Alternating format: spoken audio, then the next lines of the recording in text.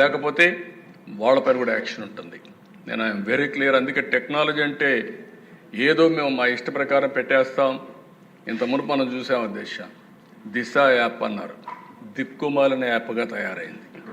ఈరోజు no question, ఏదైతే నేను చెప్పానో ఇది 100% ఏదైతే శక్తి యాప్.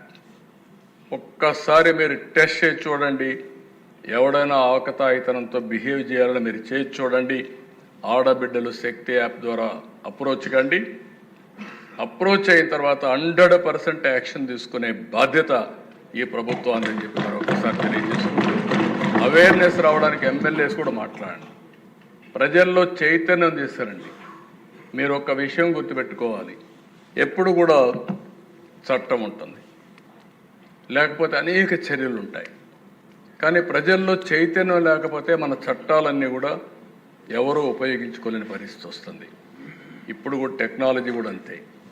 యాప్ ఉంది, యాప్ ఉపయోగించుకుంటే అది ఒక మహా ఆయుధం. ఆ శక్తి యాప్ను ఉపయోగించుకోకపోతే మళ్ళీ యాజ్ ఇట్ ఈజ్గా జరిగే పరిస్థితి వస్తుంది.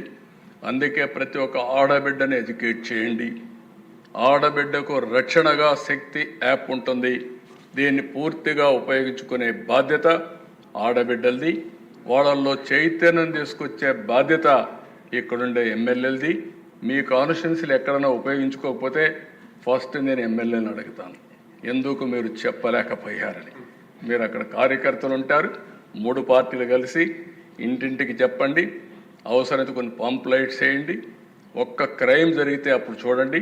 క్రైమ్ జరిగితే యాక్షన్ తీసుకోకపోతే అప్పుడు మీరు నాకు చెప్పమని చెప్పి అడుగుతూ ఇది చేయాల్సిందిగా మరొకసారి విజ్ఞప్తి చేస్తున్నాను.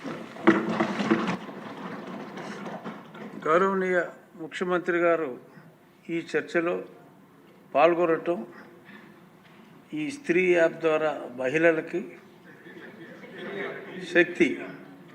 స్త్రీ శక్తి అని మైండ్లో వచ్చింది. శక్తి యాప్ ద్వారా మహిళలకి, అలాగే శాంతి భద్రతల అధినేతగా ఏ రాష్ట్రానికైనా పెట్టుబడులు రావాలంటే శాంతి భద్రతలు సక్రమంగా ఉండాలి. చంద్రబాబు నాయుడు గారు వచ్చినప్పుడే పెట్టుబడులు ఎందుకు వస్తున్నాయంటే శాంతి భద్రతల పట్ల ఆయన చూపుతున్న శ్రద్ధ. నిజంగా ఈరోజు ఆయన ఇంత స్పష్టంగా చెప్పినందుకు వారికి ప్రత్యేక ధన్యవాదాలు తెలియజేస్తూ, ఇప్పుడు హోంమంత్రి గారి ప్రతిపాదనలపై ఓటింగ్. 10వ అభ్యర్థన క్రింద హోంశాఖకు 8,570,50,80,80,000 రూపాయలకు మించని సొమ్మును ప్రభుత్వానికి మంజూరు చేయాలి. ఈ అభ్యర్థనకు సుముఖంగా ఉన్నవారు అవును అనండి. వ్యతిరేకంగా ఉన్నవారు ఎవరైనా ఉంటే కాదు అనండి. అందరూ అవునన్నారు. కావున నిధుల కొరకు గౌరవనీయ మంత్రి అనిత గారు అభ్యర్థనలను మంజూరు చేయటం అనేది. ఇక నిమిషం, శాసన మండలి అధ్యక్షుల వారి నుంచి శాసనసభ స్పీకర్ గారికి ఈ క్రింది వర్తమానం అందింది.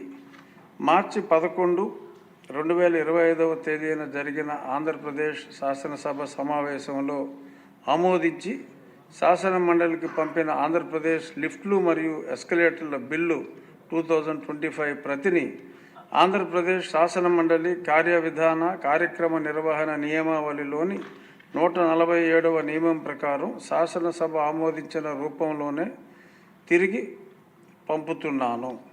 ఆంధ్రప్రదేశ్ శాసన మండలి ఆంధ్రప్రదేశ్ లిఫ్ట్లు మరియు ఎస్కలేటర్ల బిల్లు 2025ను 11/3/2025వ తేదీన ఎలాంటి సవరణలు లేకుండా కౌన్సిల్ ఆమోదించిందని కూడా తెలియజేస్తున్నాను. ఇక ఇప్పుడు